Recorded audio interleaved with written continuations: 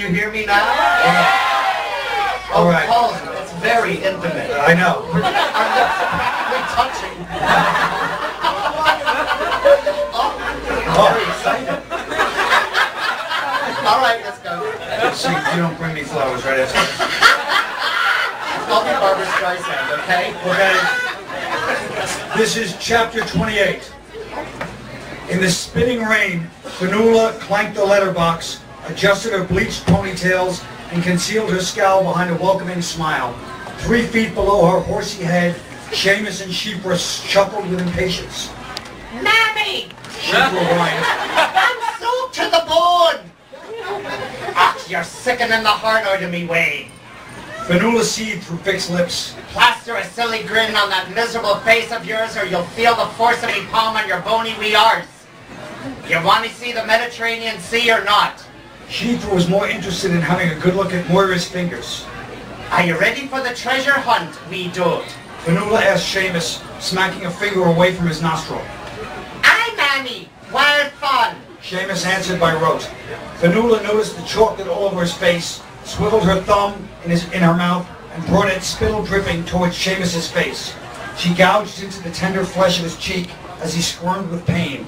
Sheepra stuck her tongue out at an old drunk staggering by, clutching a dartboard he had no doubt nicked from a stall at the market. Finally the door rattled open. Mrs. Ming! How lovely to see ya! Fionnuala cooed. Mrs. Ming regarded the woman at her door with alarm. Fionnuala Flood! What on God's green earth brings you here to me home? She asked, one hand snaking to the neck of her bathrobe in fear, the other reaching to slam shut the door. But Fionnuala had already barged into the foyer, trailing the children in with her and unraveling her bulky cardigan. I'm your new osteocare provider. Fionnuala recited, the words ringing false to her own ears.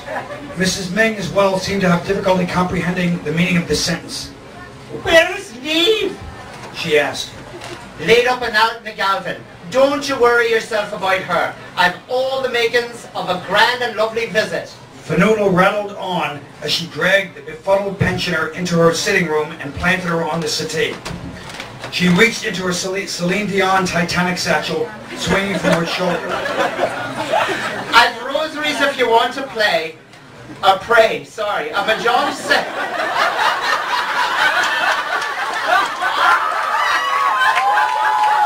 English, very difficult language, sorry.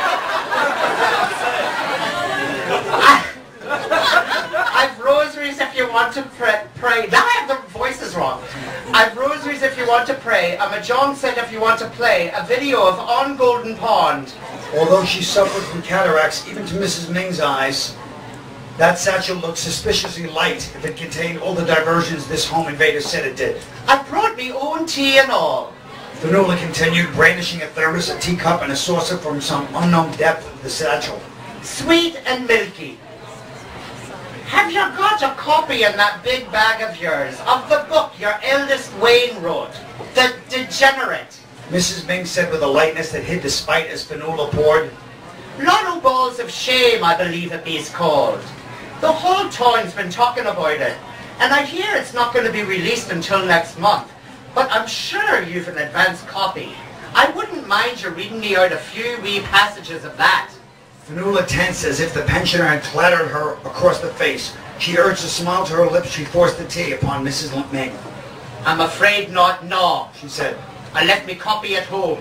Mrs. Ming gazed down in uncertainty at the swirling tea. Having spent 80 years clawing out a life for herself and her 11 children in the brutal grimness of life in the moorside, with a war raging in the background for almost 30 of them, Mrs. Ming was no fool. Although Fionnuala now had Flood as a surname, Mrs. Ming was only too aware the tea had been made by the lone girl in the notorious Haggerty clan from Craigan Heights, and that the daughter of deceit had married up to a less violent family. Mrs. Ming and her brigade often clucked about Fionnuala at the senior center between cards on bingo night. Fionnuala's reputation for petty thievery had marked her out as someone who couldn't be trusted. Mrs. Ming kept a wide berth from Fionnuala when she ran into her at Sunday Mass, and the sight of the sinner mouthing words of praise to the Lord filled the old woman with contempt. Fionnuala Flood had a bold-faced cheek entering St. Mullins, not only every Sunday, but all holy days as well, and now here she was blackening her sitting room and forcing an odd-looking tea at her. But with the sweet little daughter Beaming up lovingly at her side, Mrs. Ming considered maybe she was being too harsh on the woman. Surely the little girl couldn't be that good of an actress at such an early age, and the younger child was behaving herself, causing her cat grief to be sure, but didn't her own grandchildren do that? Perhaps she should reconsider and show some decent Christian compassion and a bit of faith that Fionnuala had somehow changed. Stranger things had happened, for example, the Troubles ending and the British paratroopers pulling out and leaving the town in peace. Yes, Mrs. Ming thought with a decisive nod of her head, people could change. She grabbed the saucer and took a sip of the steaming tea. As the barbiturates took effect, Mrs. Ming's head bobbled and finally she nodded off. About time. Schiffer muttered. Right, Waynes. Fionnuala said. Let's get ourselves up into the loft and sharpish. The old one's only going to be out for an hour or so. The children scampered up the stairs towards the trapdoor of the attic, Fionnuala panting behind them. The Titanic on her special satchel would soon be sinking.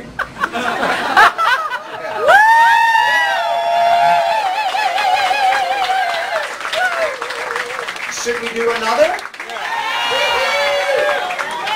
Okay, chapter 34.